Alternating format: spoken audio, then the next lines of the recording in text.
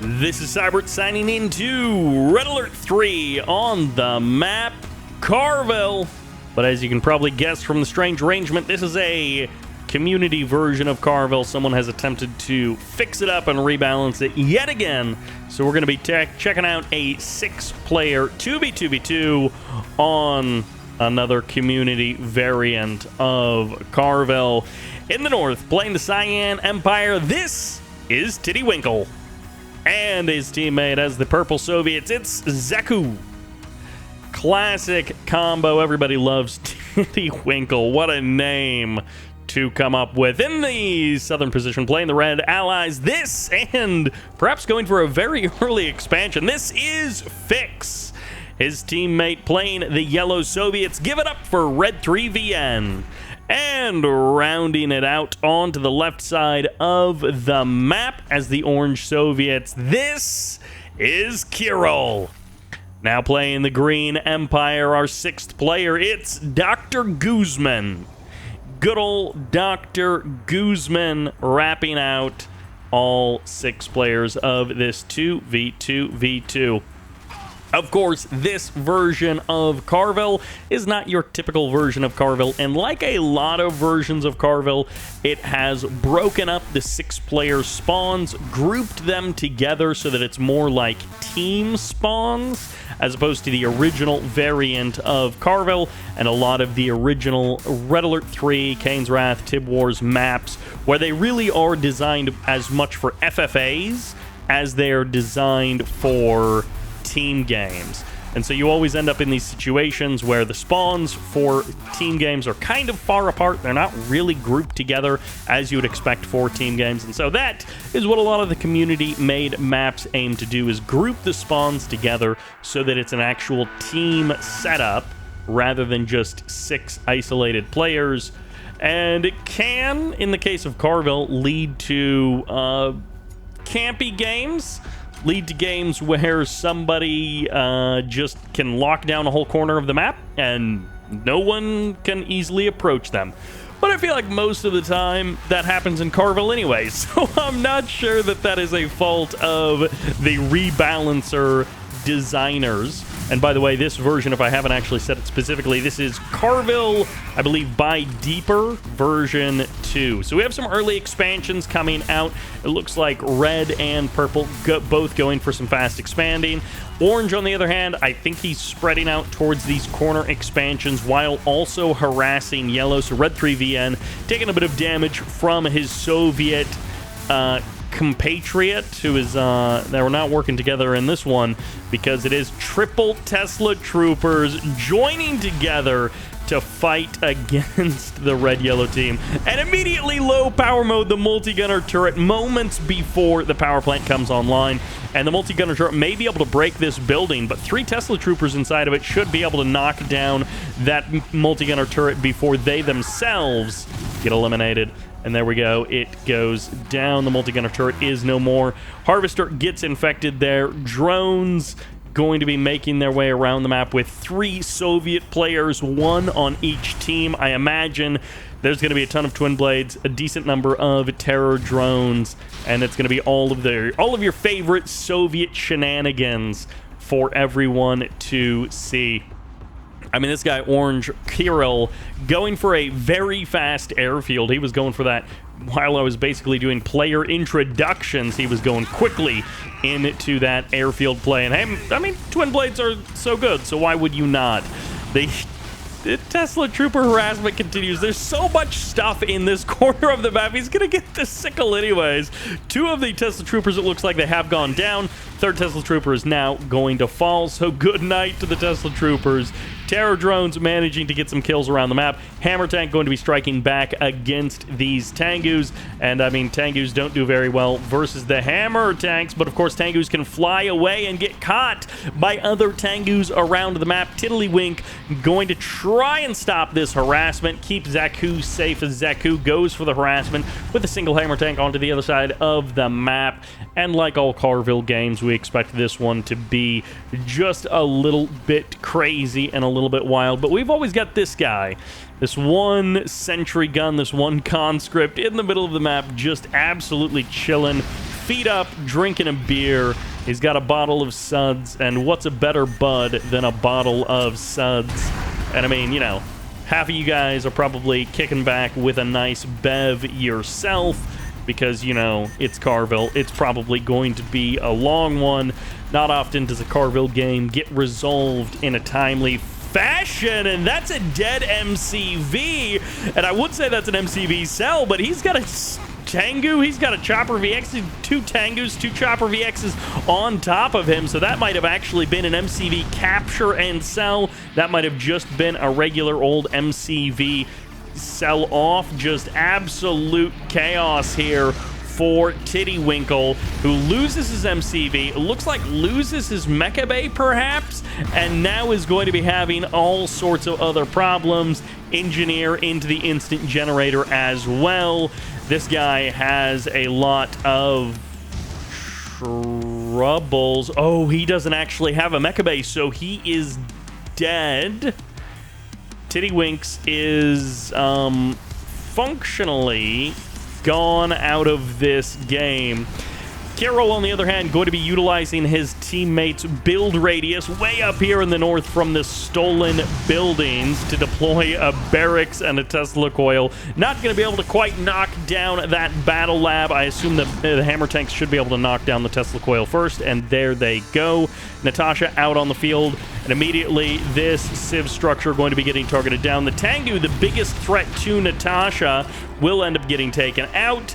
And now it will be the Dreadnought coming in to try and help out Natasha, but that's too much firepower from those Chopper VXs, courtesy of Dr. Guzman, who is still just trying to hunt down Natasha. The kill will actually be confirmed by Kiril, and right off the bat, I feel like we've got the big aggressors of the game, Dr. Guzman and Kiril, who have managed to do a bit of damage to opponents on both sides of the map. Kiril with his early Tesla Trooper harass, and then Dr. Guzman with his sneaky engineers, and this is another sudden transport moving out onto the map. I don't think that's Tittywinkle's sudden transport. I think somebody else has got control of everything of his. Tittywinkle's getting knocked out of the game by Dr. Guzman, but it is going to be mass engineers showing up here, and Zaku has his own Tesla coil here to guard the one production structure of Tittywinkle. No, Dr. Guzman gets found out. At least I'm assuming that it's Dr. Guzman. I guess it could actually be... No, he's the only other Empire player, so it has to be Dr. Guzman, who is here with the sudden transport. Gets locked down by the Terror Drone. Big thanks to Zaku for that. I can't believe how much damage Dr. Guzman has been doing with these sudden transports, and that actually will allow this sudden transport to continue moving. 2 engineers will pop on out. They're just going to try and rush down that refinery, and they will manage to force the sell-off, but both engineers go down, so that is a 1,000 credit trade in terms of the engineers. A couple of extra Tengus go down as well. Tittywinkle will have a couple of Tengus left over from the time that he did have a Mecha Bay, and I didn't do a super thorough job of checking, but I'm pretty sure this barracks is the only production structure of Tittywinkle left on the map. Immediately, Red VN going for the later game tech, going for the Dreadnoughts. Got a couple of Kula subs as well, but he went for tier 3 pretty darn quickly, and he has been making his presence known in this game. I feel like this whole game, every player just started out with an absolute bloodlust. They were all ready to go from the first minute. No sitting back for 15 minutes and building up amongst these players. We've got APOC tanks grinding down Kiril's expansion in the middle of the map. Red 3VN is not having any of this center of the island nonsense, and we do want to find out where is this repair, this garage. I think there is a garage somewhere on the map. Okay, so it looks like every team has a garage that they can capture, so that does provide some additional and double oil derricks for every player as well. So lots of cash on this map in terms of the oil derricks. And Yari Mini Sub's going to be going toe-to-toe with those Akula subs. Akula sub ultra torpedoes not quite That was a skill shot from downtown.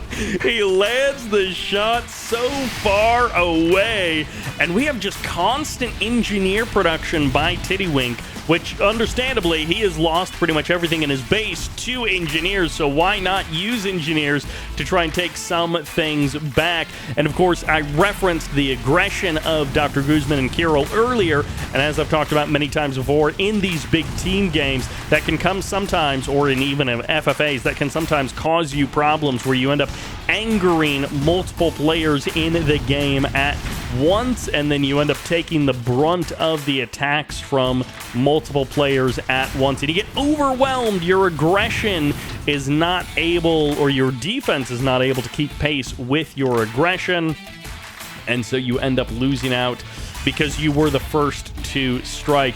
But in this case, Dr. Guzman has actually done a pretty good job of knocking Tittywinkle down out of the game. I mean, he's completely reduced him to just a barracks in terms of production, and it looks like he is going to be helped out with his buddy Zaku. And this is what you love to see in a team game, is people actually collaborating on a team, working together to try and get stuff done. But the silent winners of this game might actually be FIXX and Red 3 VN, who have taken over this entire bottom and right third of the map. I lost track of that twin blade. There it is. We've got just everything happening. APOC tanks against IFVs on the left side of the map.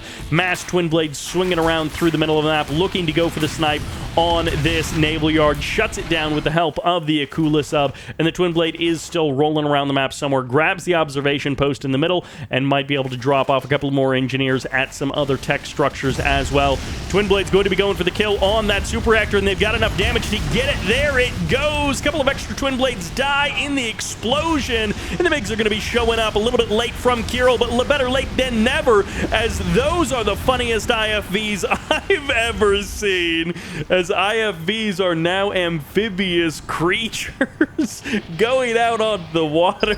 It's been a little while since I've seen an IFV swimming, but they get those wheels turning fast enough and they'll just run right on top of the water.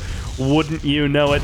Engineers get sniped, double engineer inside of that twin blade, and I guess that was the conclusion of the twin blade from earlier.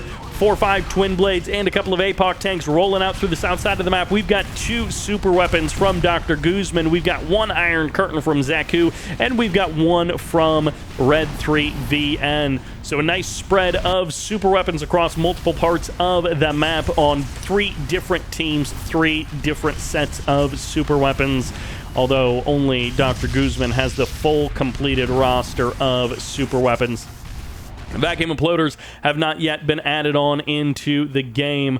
Refinery getting knocked down there, and carpet bombing will be returning to home as those sentry bombers make their way back home. Refineries have been left alive, so just the static defense has been killed off, so these engineers can now move in and reclaim what was once rightfully his. I would love if Dr. Guzman sold off this refinery at the last second, use the Imperial Warrior to kill off the engineer, and just really stick it to him by denying the recapture of his own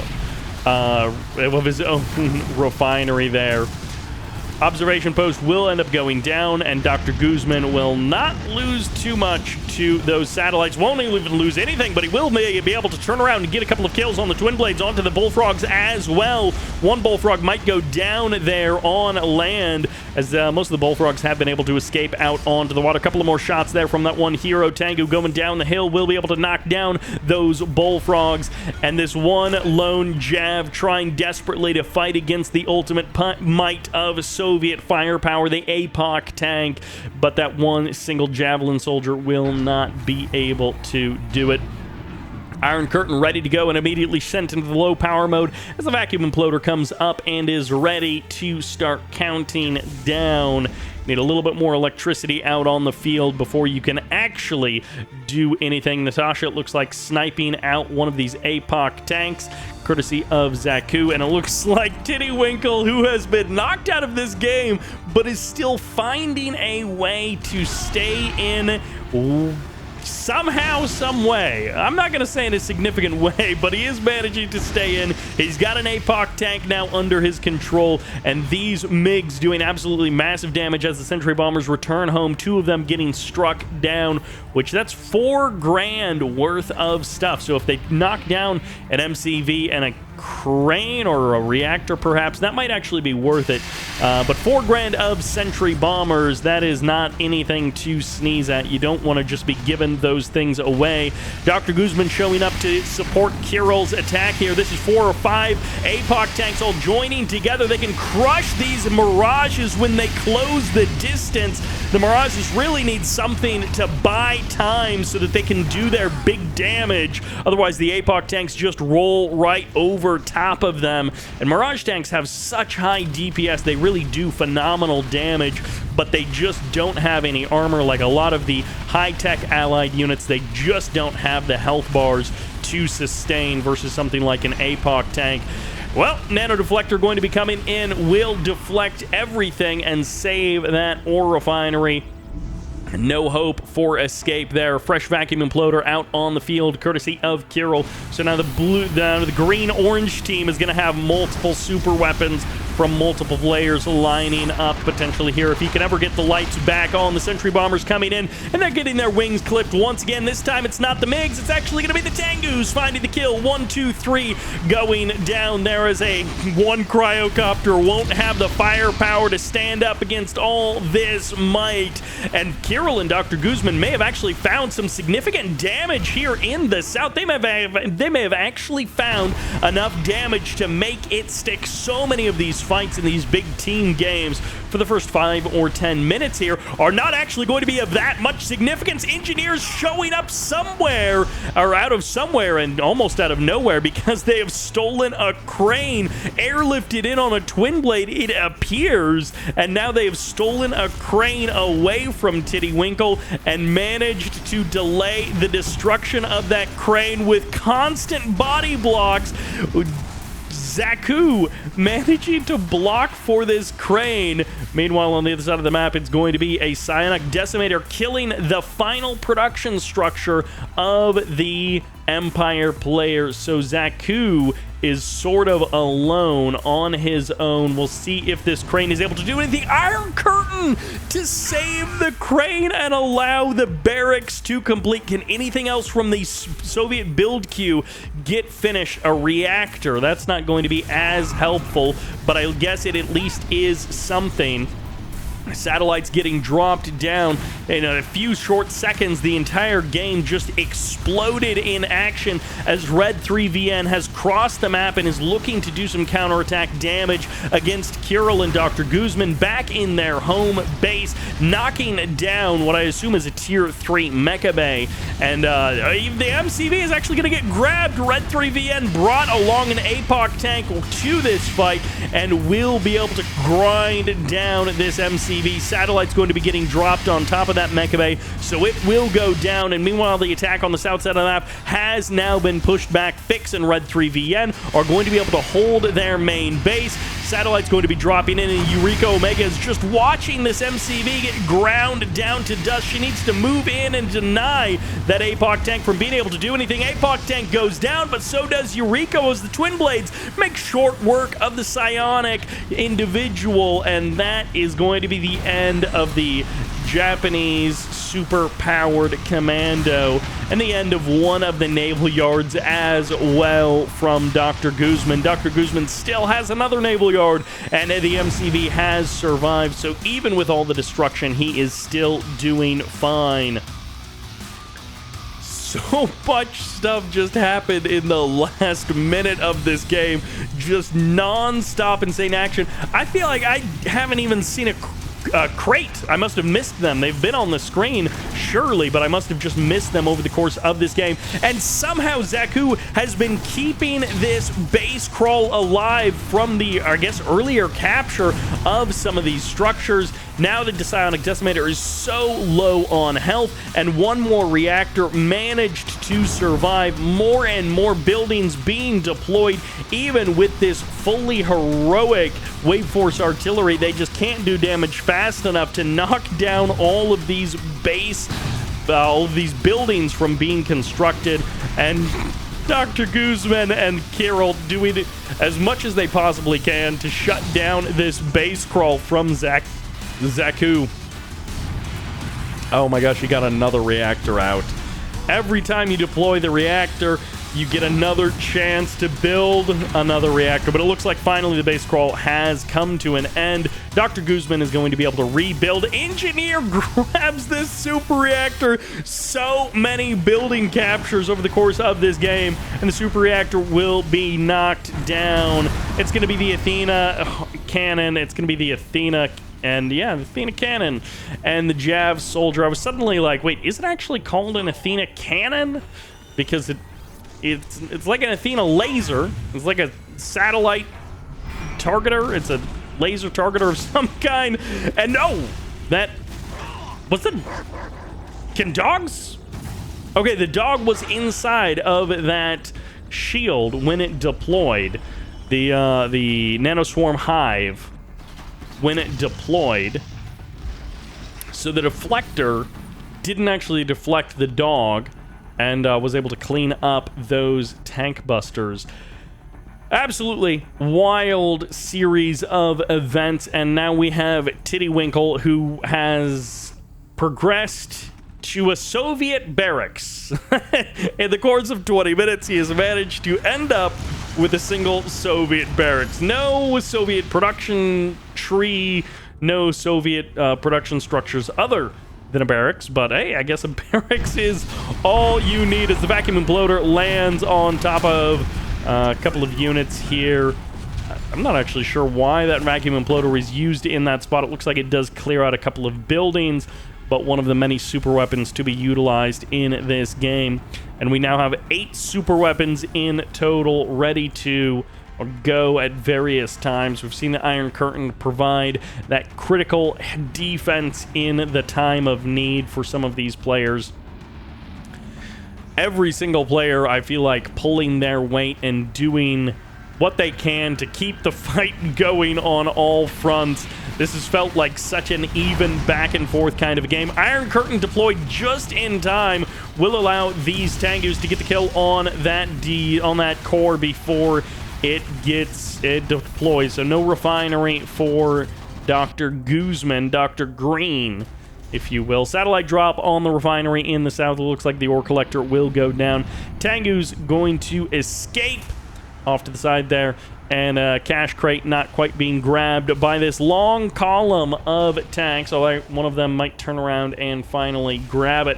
But it's a long column of tanks making their way into the middle of the map. Vacuum imploder ready to go for Kiril. So if he gets a vision of these tanks, he may find himself with a very juicy target to activate that vacuum imploder on. Yari Minisub gets infected by a terror drone. Athena Cannon and Dreadnought both trying to knock down those Yari Minisubs before they actually close the distance, but it's the terror drone who gets the kill at the end of the day. I hope you brought along enough anti-air, and it looks like the MiGs have said yes. Yes, indeed I did, as Zaku does manage to knock down those twin blades. A couple of more twin blades to be eaten up. The Bullfrog's going to be returning the favor. A couple of Tengus showing up. The last of the mechanized Empire units for Tittywinkle going down there, as Zaku, I think, stands alone when it comes to mechanized units. He is the only one in the team on the north who has any kind of War Factory-based production. Vacuum Floater still ready to go. Fresh raid of Tengus going to be dropping in. They've got some point defense drones as well. Athena Cannon does burst through that. And there's a dog inside of this Nanoswarm Hive field as well. But dogs don't do so well versus Tengus. So the Tengus will be safe. Vacuum Imploder isn't even needed to knock down this garage, but the Vacuum Imploder does fire off somewhere on the map. It could be any number of places. I have no idea where it even went, but the garage finally goes down. Perhaps it was up here somewhere. I don't know where that vacuum imploder got used, but it did fire off somewhere. This one Athena cannon inside of the base has done so much defensively against all of these attacks who have come against FIXX and Red 3 VN. They have been taking a beating over the course of this game, a couple of times managing to strike outside of their territory, but for the most part, it feels like Red 3 VN and FIXX have been playing defense. They took over a huge section of the map early on in the game, and then after that, they have just been worried about their own homeland safety. And as you can see, Dr.Guzman has been defeated, so now Kiril stands alone despite all of the troubles to Tittywinkle. He has managed to persist in this game, and past the 25-minute mark, he is still in it to win it. What? Okay. Is that a full disconnect? Wow, what a disappointment there from Dr. Guzman and Kiril. That feels like Mom said I have to go to bed right now, and so I have to just disconnect. I don't know why those two guys disconnected like that. That does not feel, unfortunately, like a very satisfying end to their journey. I was settled in for a very long walk in this game. Toxins getting deployed. Excellent use of that toxin drop. And, oh, Iron Curtain as well. Just absolutely massive amounts of damage to many of these infantry units. And here's the Twin Blade with the engineers that we spotted earlier. One of the many engineer grab attempts, but it looks like the Twin Blade has been spotted. APOC tanks, or at least moving vaguely in that direction.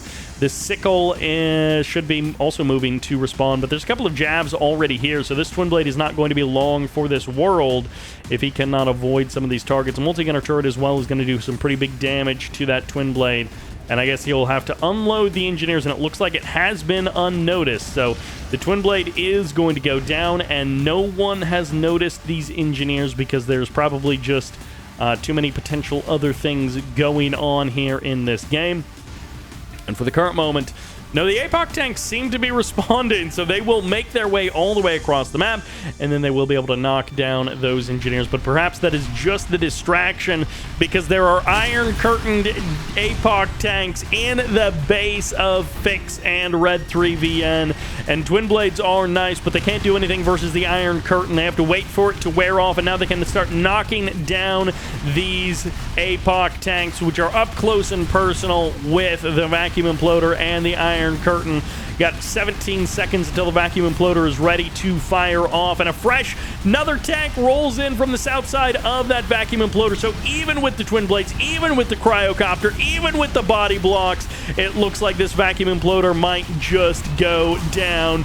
Good night to the super weapon. Your time did not come, as Red 3 VN has not been able to fire that off here in the later stages of the game. 28 minutes into the game, and the Iron Curtain's finally going to be falling. The satellite drop is going to try and guarantee the kill here, as Zaku shows up with a couple of MiGs to help knock down those Twin Blades and cryocopters. And the engineers there on the south side of the map still have not been picked off. They have not been knocked down, as the bridge in the north did get cleaned up, and Natasha from the high ground going to be able to kill off those Akula subs when they surface to fire their torpedoes.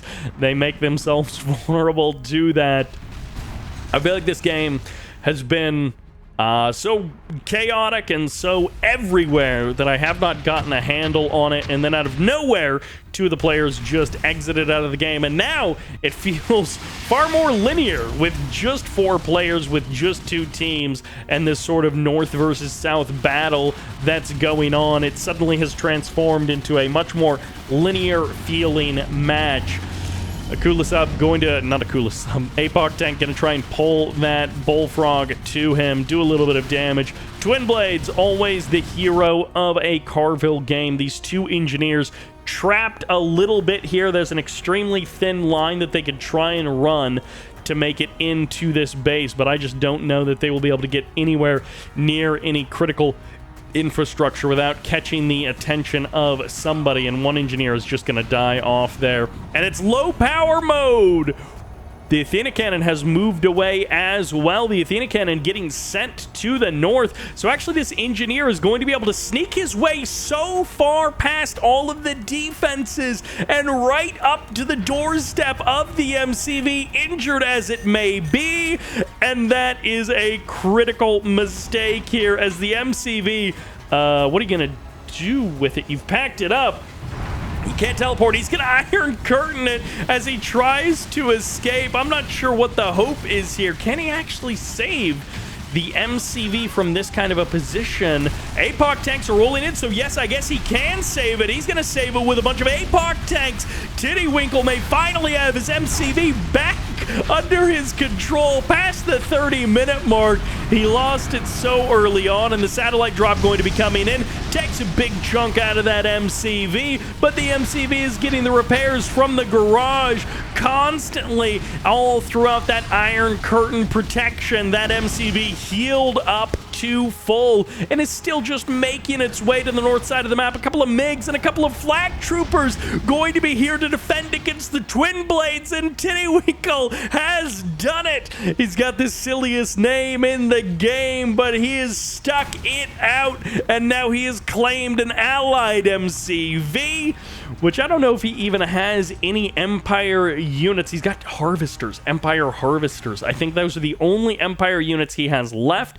He lost the Tank Busters. He lost the Tengus earlier on. He built a decent number of flak troopers. He actually still has that Soviet barracks. So right now, he has a piece from all three tech trees. He doesn't have much, but he has a piece from all three tech trees.